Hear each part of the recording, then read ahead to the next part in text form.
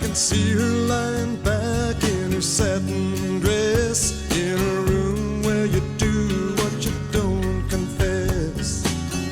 Sundown, you better take care if I find you've been creeping round my back stairs. Happy Homebrew Wednesday. Long time no see. This is a Front Royal West Coast style IPA. Look how beautiful that is. Is that a pretty beer or what? Oh, that looks nice, doesn't it? Yeah. Cool thing about West Coast IPAs are that they're coming back. That's all I can find in my bottle shop. Actually, I can find a lot of hazies, but I'm finding a lot of West Coast IPAs now too, which is really cool. Okay, so I haven't done one of these in a while. I don't have any brewing video to show, but I figured it'd be remiss of me not to pop in, say hi, kind of give an update on what's going on. Where's Mike Dean been, you know, the past probably, I don't know, 3 or 4 weeks. I don't know how long, probably been a month since I've done a video. So, and then get you guys up to speed on some of the projects that I have planned. So, first of all, where have I been? It's been really busy with work. I've just been smashed or crashed, or I don't know what you call it, with work. This past June was super busy. I had a bunch of conferences planned over several weeks that I had speaking events and, you know, virtual meetings and presentations and just things I had to get ready for, and it's been a very compressed work schedule. So it kind of took me out of the I guess I had time to make a video. I just was kind of smoked and exhausted over the last several weeks, and I just didn't have the wherewithal to get in and make one. I need to fix that. I need to at least do one every couple of weeks if I can. On the brewing front, I actually have only one keg right now on tap, and that is a Vienna lager. I call it Windjammer lager, and I'll come back to that in a minute of why I call it Windjammer lager. I had what are the beers? I had the Rock Stout, which if you remember, I had a bourbon barrel aged 5-gallon batch of a Russian Imperial Stout that I brewed in honor of our regimental sergeant major who passed away this past March. Hero that jumped into Normandy in 1944. So that got shipped out to 20 or so of my good buddies across the regiment, and we did a Zoom meeting, and maybe I'll show a little bit of that. He mentioned First Sergeant Leonard Funk and said that guy was a hero, and I could just see the admiration that he had for, you know, one of his fellow paratroopers there who jumped in, you know, and so on at Nijmegen actually, you know, for Operation Market Garden. So I was always impressed with, he would do anything for the regiment. He would do anything for a paratrooper. And to me, he was a guy who lived a life of quality. He's got a different, you know, history than a lot of the other battalions and regiments throughout there. So the fact that he would make it a point to weave us into that story, you know, that really just meant a lot to me. Excellent. Matt Teason. Hey guys, I had the one opportunity that I got to meet Rock and at least see his personality shine, but it was not necessarily a good day for me. It was during All-American Week. Well, it's actually worse for somebody else. I'll name him in a minute. Schweitzer brought Rock in. He had given, you know, he had talked to the paratroopers, met them. But it was a big success, and probably one of the coolest homebrew things that I've done probably in my whole career. It was very special. So that was fun. Then I had a beer called Rusted Tin Roof. It's a play on, you know, from Tin Roof Rusted from the B-52's Love Shack, right? If you didn't really know, if you ever, you know, in the middle of the song when they say Tin Roof Rusted, that means that whoever it was got pregnant. I don't know if you knew that, but that's a nickname. But that's neither here nor there. So anyway, it was a Saison collaboration I did with one of my buddies, Joe, a military buddy that does SATCOM stuff with me, and we worked on a recipe together. We both brewed it, did a think we did a virtual brew day together. Maybe we didn't, I can't remember. Mine came out kind of rusty color, so I called it Rusted Tin Roof. But it was really good. It was an Imperial Saison, so it was 8%. Had a lot of, I want to say maize or flaked oats, maybe both. It had some flake stuff in it. But it came out as a really pretty beer, and it's still drinking really, really well. I took the last few bottles that I had, well, I'll talk about that in a minute, down south. So that was the other beer I had on tap. It's gone. I bottled up the rest of that. I don't have any more of the Russian Imperial Stout. That went really quick. And then I bottled up this Mexican, or not Mexican, Vienna lager called Windjammer. And I bottled that up, and I took that down to South Carolina. So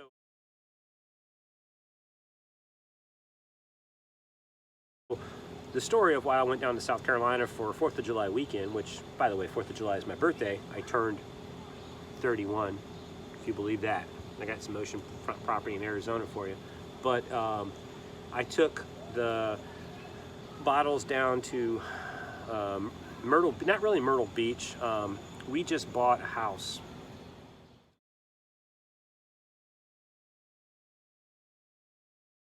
This will be our 3rd house now. So we have a house already in Myrtle Beach. We bought the house next to it. So the one house is my mother-in-law's house.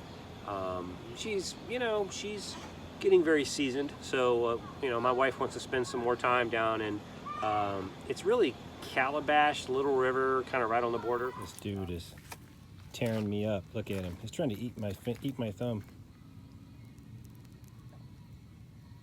Now he's spitting at me. He's a cantankerous little bugger. Is where we are. We're in the Intercoastal.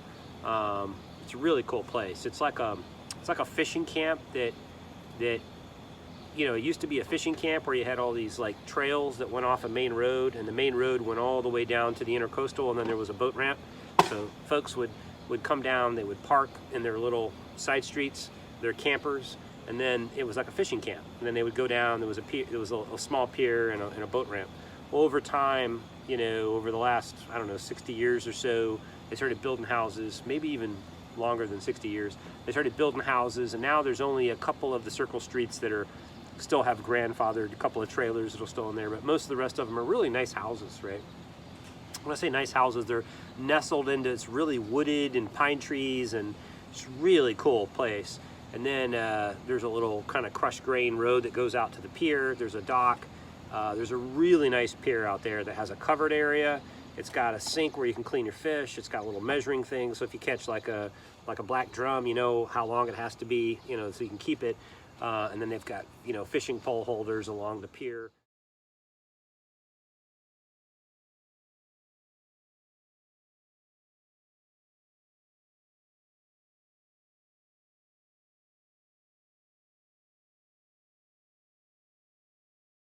And I spent a lot of time out there. As you can tell, got a little darker, doing some fishing. Didn't catch anything. I need to be out there longer and go at the right times and get with the tidal cycle and the lunar cycle and all that.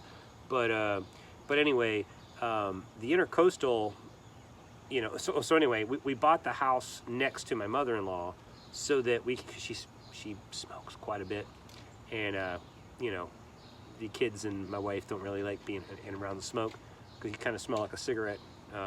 So we bought the house right next to her, which was my aunt's. She sold it to us, and so now we have her house, that house, right next to each other, and it's really cool. And so we spent some time fixing that up, or my wife went down there early, has been getting new carpet in it, getting all the doorknobs changed, just repainting it, getting it all fixed up. So I come down there, she was all stressed out. I took some beer, because we have some new friends that we made down there, to let them try out my beer. And 4th of July weekend, we had this big seafood boil. We had snow crab legs, scallops, shrimp. And it was cabase wasn't. They took it was like a homebrew setup. They had a propane tank heater, and they put the pot on top. It was like a 15-gallon pot or a 10-gallon pot, and then they started putting in the seafood at different times based on how long they needed to boil it. We had Old Bay in there. And so when they were done, the guy like dumps it off on this table, and we went in the back in the screened-in porch and had this just huge pile of boiled seafood. It was good, and there was some corn on the cob, and like, oh, it was great. And so I took the Vienna Lager down there. So we had the Windjammer. I should show a label. Maybe I'll do that next Homebrew Wednesday. But we did that, and you know, all of this, and so the idea is once we're finished working in DC and the kids are out of college, which is probably, here's one of them right now. What? I'm doing a Homebrew Wednesday video. Yeah. So once the kids are out of college, which is probably about 6 years from now, then my son's cleaning the pool. Hey man, he's got to earn his living. He's graduated high school now, so he's an adult. He's got to earn his stay around here. But once they're out of college, then the plan is, you know, sell this house and move down there full time retired, like retired. So what is that, about 6 years from now? So I'll be, you know, what, 57, 58, you know. And then I'll get a boat and just go out on the Intercoastal, fish, throw out crab pots, kind of, you know, SJ said I'll be a beach bum, but it's a lot of work down there, a lot of running around, and, you know, then of course you can't swing a dead cat without hitting a fireworks stand around there, so I gotta like figure out how to avoid getting hit by the bottle rockets in, you know, South Carolina.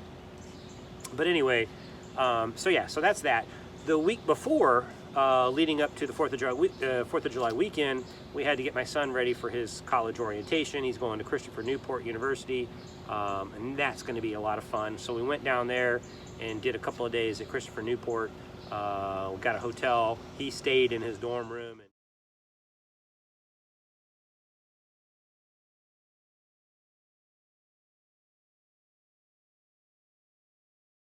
You know, his mom and I kind of stayed in the hotel room, and we went through 2 days of orientation, so that was a lot of fun. You know, when we met back up with the college students, you know, or, you know, the freshmen coming in, you know, Logan is sitting next to these two girls, and so Heather's trying to like look down at him, and she sees some girls got her, you know, her head on his shoulder, and she's like, what the hell is it, you know? So once we reunite with Logan after the 2 day kind of being apart, you know, is, hey Logan, you know, how'd it go? Oh yeah, I made a lot of friends. He's like, and they were all women, and I'm like, shh, hey man, there's like parents around here, you know. So but anyway, he had a blast. Oh my God, I completely forgot to mention that I had some visits when we went and did Logan's college orientation. We ran into two friends of mine. First friend, most of you will know, Larry, Larmo22, and I suck. We didn't get any video or any photos. He took us to a place called All Shucks in Norfolk, and we had the best damn oysters. Holy crap, best oysters, best beer. They had a great beer list. The place was phenomenal. They had great food, great everything. It was cool. It was me, Heather, Logan, and Larry.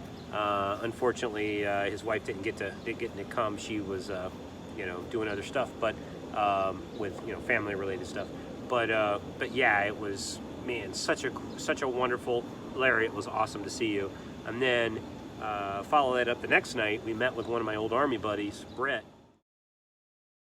and he and I were in Iraq together, and we met him and his wife, and we had just a great time. So it was, you know, just a lot of fun. Maureen was his wife. Yeah, he took us to this place in Yorktown, on the right near the. We went through the battlefields, and we went to this restaurant that was right on the river. It was the York River. I can't remember the river. Right there near Yorktown. I sucked. I can't remember the river, but there was this bridge that went across, and it was just gorgeous. And we had some more oysters. They weren't quite as good as the place before in Norfolk, but just really good seeing, you know, my good friends. And thank you, Larry and Brett, for you know, being so gracious with your time. We had a great time. we're really excited. So there's been a lot of stuff going on in the Dean household, so that's why I haven't done a video in a while. So let's talk about brewing on the brew front. So I've got ingredients to do a dark mild. I've never brewed a British dark mild before. It sounds like a lot of fun to me, like a fun beer to kind of sit around and drink and watch baseball. So what the hell? Went and got the ingredients. I was going to brew it like a couple of weeks ago or a week ago, and I just got overcome with events. So I'm going to brew that this Saturday or Sunday, thereabouts. And I got to start filling up after that, I'll probably do either old school. It's either old school or Dropkick Nate, because I haven't brewed Dropkick Nate yet this year. I love that beer. It's a good summer beer. Nice pale ale, light pale ale. So I might brew that too. So I don't know. We'll see. But that's what's going on in the Dean's List. So I just wanted to pop in and say hi.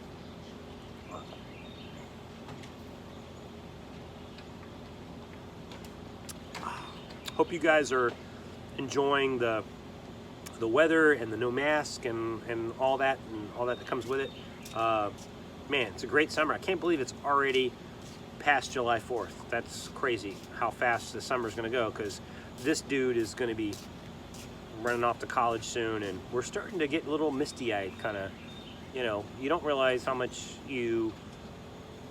how close you are to your kids until they're about ready to leave. And probably some of you guys are older than me and you know that already, but we're already starting to get a little choked up, his mom and I. And Logan has just been a joy. He's been so much fun. He's getting tall as all get out. Dude is like 6'1" now. Last time I checked, he was like 5'10". I turn around, he's like 6'1".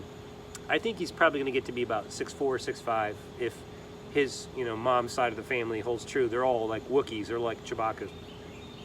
So anyway, that's all I wanted to throw out for now. Sorry I've been off the net for a while. Have yourself a happy homebrew, and hope you had a happy Independence Day. And this is like the greatest country in the world.